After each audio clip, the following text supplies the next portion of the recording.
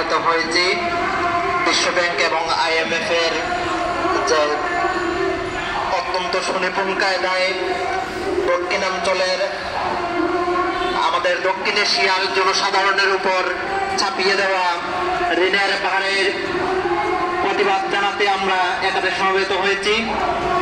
উপস্থিত অসংখ্য দেশপ্রেমিক নাগরিক যারা এই দেশ তথা দক্ষিণ এশিয়ার স্বার্থে আজকে গ্রীষ্মের দাবদাহ উপেক্ষা করে উত্তপ্ত রাজপথের পিচঢালা রাস্তায় নেমে এসেছে ঐতিহাসিক প্রেস ক্লাবের সামনে বিশ্বব্যাংক এবং IMF এর ষড়যন্ত্রের বিরুদ্ধে প্রতিবাদ জানাতে। সামনে উপস্থিত ইলেকট্রনিক এবং প্রিন্ট মিডিয়ার সম্মানিত ভাইয়েরা, আপনাদের সবাইকে অসংখ্য ধন্যবাদ এবং আপনাদের প্রতি কৃতজ্ঞতা জানিয়ে আমি আমার বক্তব্য শুরু করছি। সম্মানিত সুধী, আপনারাও জানেন বিশ্বব্যাংক এবং IMF এর যৌথ উদ্যোগে 15 এপ্রিল থেকে 20 এপ্রিল পর্যন্ত যে সম্মেলন চলমান, সেই সম্মেলনের মুখ্য বিষয় হচ্ছে বিশ্বব্যাপী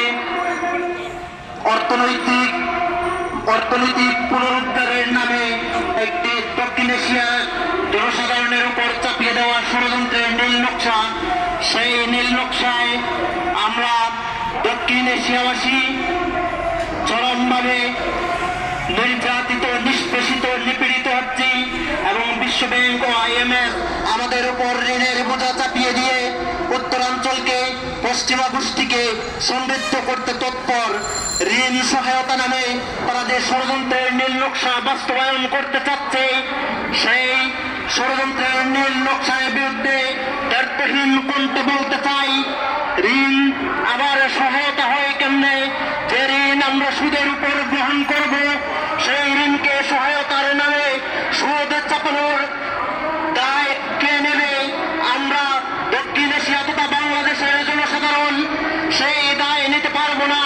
আমাদের বাংলাদেশের ইতিমধ্যে 100 মার্কিন বিলিয়ন ডলার বৈদেশিক ঋণ টাকা সত্ত্বেও বিশ্বব্যাংক এবং IMF তাদের বর্তমান সম্মেলনে আমাদের উপর আরো 4.7 বিলিয়ন মার্কিন ডলার বৈদেশিক ঋণ চাপিয়ে দেওয়ার যে অপচেষ্টা চালাচ্ছে, সেই অপচেষ্টার বিরুদ্ধে আমরা পরিবেশ কর্মী হিসেবে, দেশপ্রেমিক নাগরিক হিসেবে আমরা বিশ্বব্যাংক এবং IMF এর বিরুদ্ধে তীব্র নিন্দা এবং প্রতিবাদ জ্ঞাপন করছি এবং বাংলাদেশ তথা দক্ষিণ এশিয়ার জনসাধারণের প্রতি উদাত্ত আহ্বান জানাচ্ছি।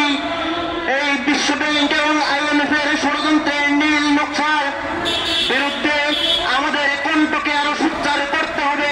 মনে পড়ে যায় রবি ঠাকুর তার অসামান্য ছোট গল্প হৈমন্তী ছোট গল্পে একটি উক্তি করেছিলেন, জ্যেষ্ঠের কররুদ্রহিত, জ্যেষ্ঠের অশ্রুশূন্য রোদন।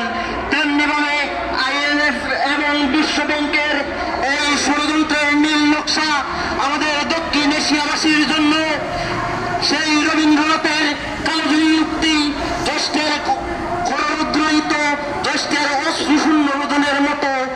আমাদের দেশে একটি শিশু জন্মগ্রহণ করে 63,000 টাকা, 63,000 মার্কিন ডলার ঋণের বোঝা মাথায় নিয়ে, কিন্তু সেই ঋণের জন্য কঠিন যে শর্ত দিয়েছে বিশ্বব্যাংক এবং IMF, সেই শর্ত সমূহের মধ্যে অন্যতম শর্ত হচ্ছে আমাদের যে আমরা কর দেই বিভিন্ন পণ্য কেনার সময়, সেই ভ্যাট ট্যাক্স বৃদ্ধি করা, আমাদের জ্বালানি এবং বিদ্যুতের মূল্য বৃদ্ধি এবং জ্বালানি ও বিদ্যুৎ খাতে সরকারি ভর্তুকি বন্ধ, এই সবই আমাদের বাংলাদেশের জনসাধারণের বিরুদ্ধে যায়। আমরা জনসাধারণের পক্ষে, জনসাধারণের প্রতিনিধি হিসেবে, আমরা সামাজিক কর্মী হিসেবে আমরা এর তীব্র নিন্দা ও প্রতিবাদ জানাই। আমরা জোর দাবি জানাচ্ছি বিশ্বব্যাংক এবং IMF ঋণ সহায়তার নামে যে সুদ ভিত্তিক ঋণের বোঝা আমাদের উপর চাপাতে চলছে, সেই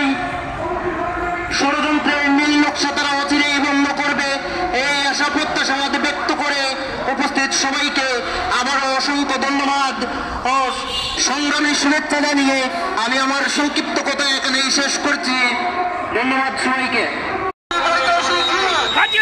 করতে হবে